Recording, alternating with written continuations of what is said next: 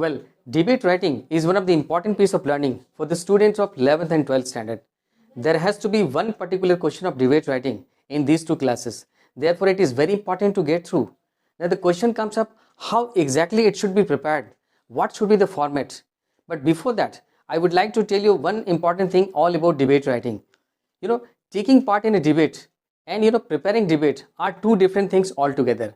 When you take part in a debate, the way of speaking, body language and confidence level, these things matter together a lot.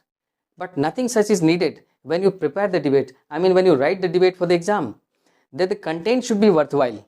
It should be studied with a number of conjunctions like moreover, whatever, nevertheless, despite, etc. etc. Before I proceed all about debate writing, I would like to tell you all about the format. सबसे पहले आप topic लिखते हैं, उसके बाद left side में आपको लिखना होता है in favour of the motion और against the motion, and then you leave a line there. इसके बाद का जो कंटेंट्स होता है उसे आप 3 पैरा में डिवाइड करें. फर्स्ट पैरा में क्या होगा, सबसे पहले सैल्यूटेशन का पार्ट आएगा. उस पर आप गुड मॉर्निंग, गुड आफ्टरनून, इस तरह के वर्ड आप यूज़ करते हैं. And exactly under the word good morning आप अपने आप को इंट्रोड्यूस करते हो और टॉपिक को इंट्रोड्यूस करते हो. इसके बाद जब सेकंड पैरा की बात आए तो यहाँ पे आपको लिखना पड़ता है कि why exactly you have chosen a particular topic, आपने इसे क्यों चूज़ किया है. In fact the main body part of the debate आपको यहाँ पे लिखना पड़ता है using all the relevant points. And then comes the third para. Third para में आप कंक्लूसिव पॉइंट लिखते हो with some important suggestions if there is any.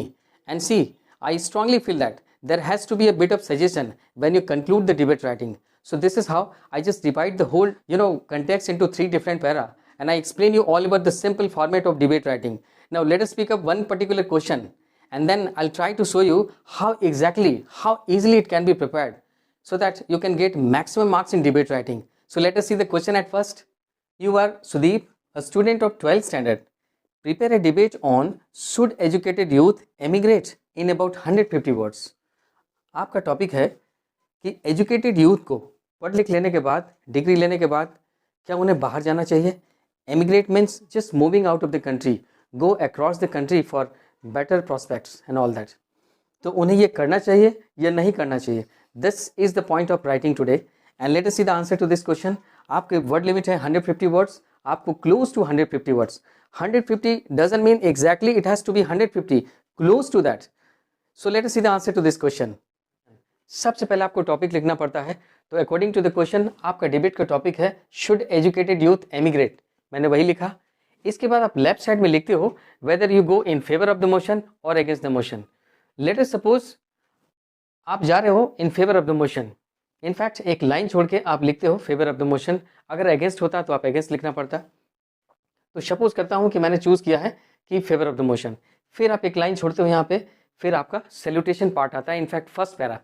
तो सैल्यूटेशन पार्ट में मैंने लिखा है गुड मॉर्निंग एवरीबॉडी.